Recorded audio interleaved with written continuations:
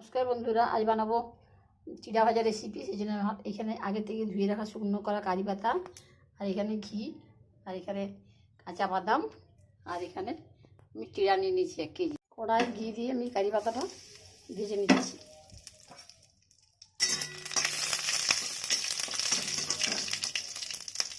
কড়ায় তেল দিয়ে বাদামটা ভেজে নিচ্ছি।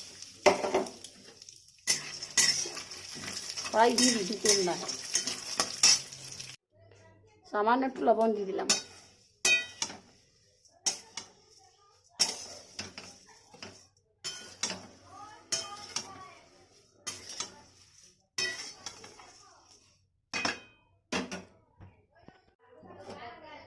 এবার চিড়ে ভাজা বাদাম দিয়ে দিলাম, কারি পাতা দিয়ে দিলাম।